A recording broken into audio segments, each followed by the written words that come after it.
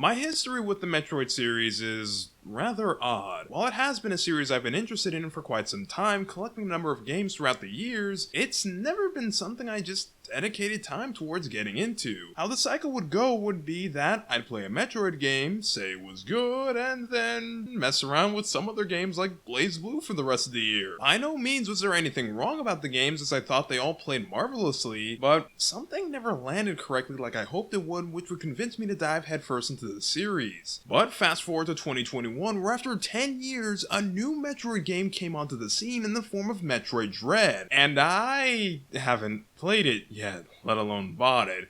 And the wait is making me antsy. For about 2 months at the time that this video is being written, I've done my best to avoid anything to do with Metroid Dread. It's been tiring, if I'm being honest, as it required me to activate Ultra Instinct within a second's notice to evade any and all people talking about the game, which was a lot because this game sold like hotcakes. But despite my best efforts, I would eventually break down when Nintendo released a demo for Dread during the end of November, which managed to be the one drop of sugar to send me into a rush. You honestly have no idea how excited I am to try this game out, but since I still don't have it, I need to do something with this energy. So, with that being said, I'm going to use it to propel me headfirst into Metroid like I always wanted to, and I'm going to start at Metroid Zero Mission. Metroid Zero Mission is a 2004 Game Boy Advance remake of the original NES title, set to tell the events of what went down in the original to a new audience with updated visuals, gameplay, and so on and so forth. Now, I mean absolutely no disrespect when I say this next part, as the original Metroid is honestly a really impressive game considering the time it was made at, being a completely non-linear adventure where you could go anywhere you want, whenever you wanted, so long as you knew where you were going. However, as a newcomer, this proved to be a double-edged sword. The original Metroid was the textbook example of a non-linear game, as in, it never tells you where to go next, and being an NES game with extremely limited graphics, it was hard to parse where exactly I am in relation to where I have been. As a result, I'm not the biggest fan of it.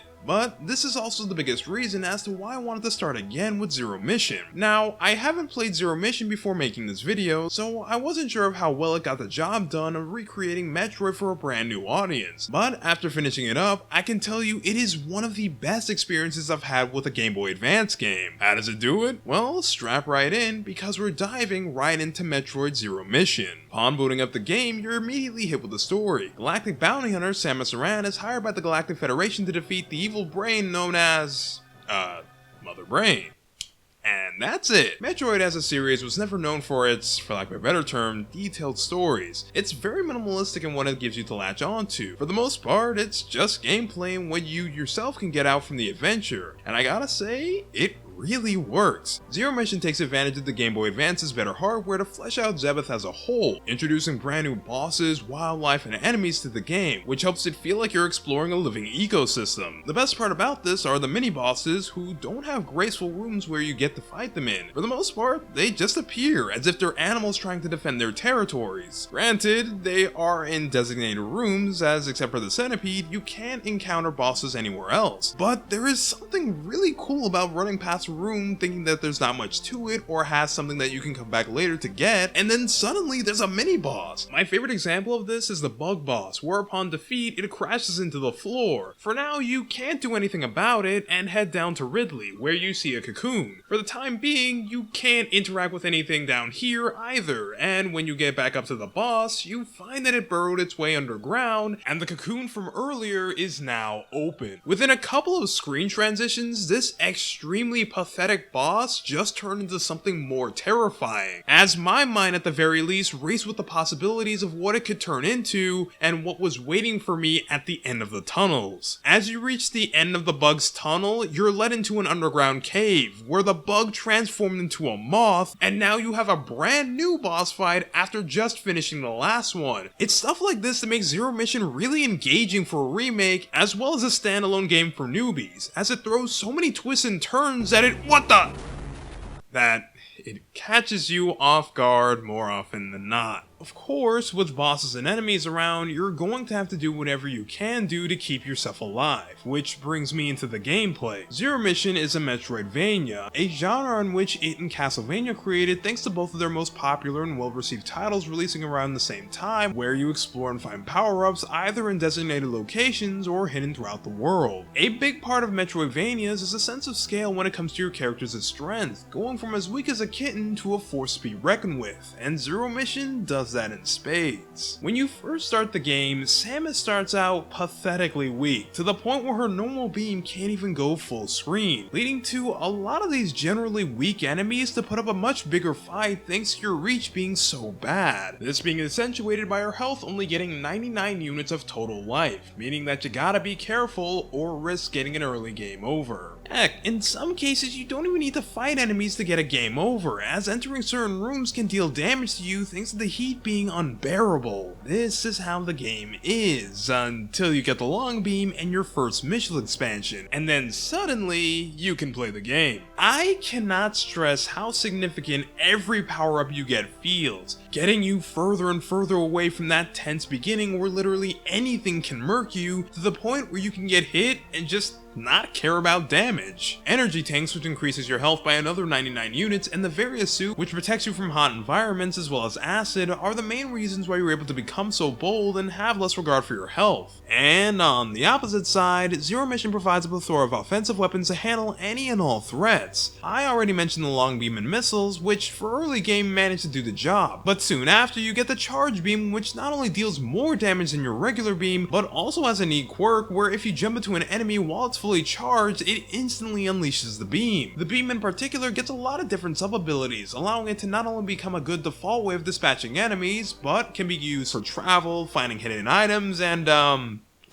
more damage, thanks to the Ice Wave and Plasma Beam upgrades. Other than that, the upgrades Samus will get are ammo-based like Super Missiles and Power Bombs, or will be traversal-based like High Jump, Power Grip, and Speed Booster. While I like all these different power-ups for different reasons, my favorite of them all has to be the Screw Attack, an ability that turns your normal flip jump into an attack, being the perfect move to just get a move on when you trek through an area for the 9th time, and really just don't care about fighting the enemies anymore. Which is really fitting because you get it at the end of the game. The Screw Attack is also one of Samus' most powerful abilities, destroying enemies that are normally unaffected by her toolkit. Now, even though I specified earlier that Samus gets tools specifically for exploring, that doesn't mean that her other tools are only used for combat, as her entire arsenal can and at some point will be used to get from point A to point B. The earliest example of this are missile-only doors, which instead of opening to a regular beam, require a shot from a missile to get through. Things only get more complicated from here, as Zero Mission will have puzzles layered throughout the world that you have to figure out what in your toolkit will be the correct response to get whatever upgrade you're looking to obtain. On top of that, most upgrades are hidden, requiring that you notice quirks in level design or get curious enough to hug every wall in the game. In a sense, this gives Zero Mission, as well as other Metroid games, a sort of aha moment, like a detective novel, whereby inspecting areas carefully, you can find hidden details. To pull the curtain back and talk about what happened behind the scenes, during the process of recording footage for this video, the recording for the first hour of the game failed, and I needed to record the early game again, and in doing so,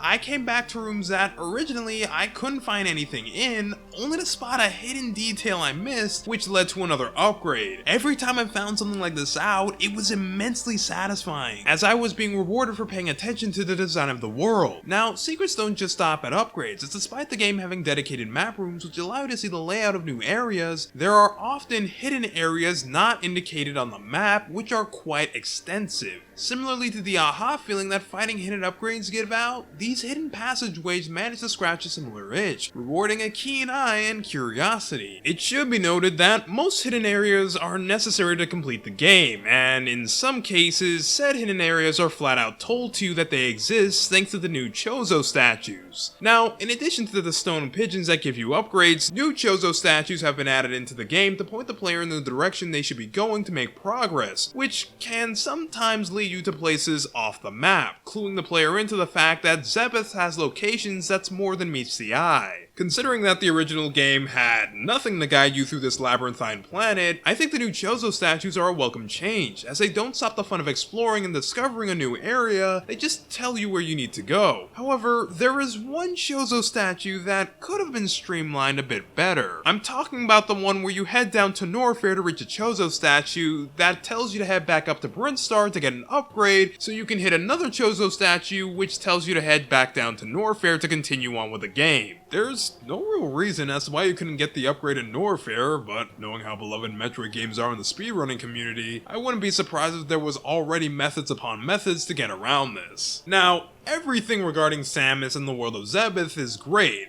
but when it comes to the enemies, I honestly don't have much to say. None of the enemies are bad per se, they just aren't that noticeable. Save for the ones that are impervious to every weapon but the screw attack, which for the most part act as platforms for you to use the ice beam on. And the titular Metroids, which are also impervious to all your weapons except for the ice beam, which when used allows them to be pelted upon with 5 missiles. I've known for years that this is the Metroid's one and only weakness, but despite that, there's something very unnerving about fighting them. Maybe it's because one of my first times ever playing Metroid was a Prime game, so I have some PTSD from seeing them in first person, or the fact that they're the only enemy that the game builds up to, not only having a cutscene showing them off, but also showing the remains of their victims. But even in 2D, these guys are still a nightmare, not only being faster than any other enemy in the game, not only do they eat through your health like a hot knife through butter, but they're also a pain to get rid of once they're on top of you. Now, there is a very easy way of getting rid of the Metroid by using the Morph Ball Bombs. However, because the Morph Ball Bombs also launch you along with the Metroid, there is a chance that the bomb could launch you right back into the Metroid's mouth, forcing you to have to repeat the process all over again. The dichotomy between the Metroids and every other enemy in the game is staggering. Nothing else in the game is as stressful to fight as them. This includes the person of interest for Zero Mission, Mother Brain, who despite having tons of build up to her fight, end up having the blandest and simultaneously the most infuriating fight in the game. The main issue with Mother Brain has nothing to do with the boss herself, but her room, as it hits you with too many projectiles to pay attention to, and has a lava pit right underneath her which drains your health in a matter of seconds. But it's hard to stay out of that lava pit because there's too many projectiles knocking you into the lava pit. As a result, it ends up turning your health bar into a timer, as thanks to the amount of damage the room is putting on you. This isn't about learning and mastering the fight against Mother Brain, but dealing as much damage as you can before you run out of health. And speaking of timers, as soon as you defeat Mother Brain, she activates a self-destruct sequence, forcing Samus to book it out of the base before she becomes a firework. And after making a clean getaway, Samus takes off her power suit and okay, this is different. So, new to Zero Mission is this section where Samus gets gunned down by space pirates, which managed to mess up her power suit somehow, and is now forced to infiltrate Space Pirate HQ and look for a means of escape with nothing but this emergency pistol she has, which can only stun oncoming enemies if and only if it's fully charged. For as jarring as this section is, due to the large amount of time in Zero Mission spent building Samus up and getting her stronger, I think this is my favorite part of the game. First off, I just love stealth games, so this was right up my alley. And this section manages to bring the tension like a bucket of cold water being thrown in your face on a hot day. By this point in the game, I was on cruise control unless a Metroid was on screen, as I began to see damage that used to prove fatal not even 2 hours ago as a minor inconvenience. But now, suddenly, that damage I used to shrug off is like twice as lethal, as in this section, Space Pirates will cleave off 99 units per hit. Now, mercifully, the E-tanks you collected carry over from your power suit, but again, you really don't want to get hit, let alone be spotted. But sometimes you don't have a choice in the latter, as with the Space Pirates HQ crawling with,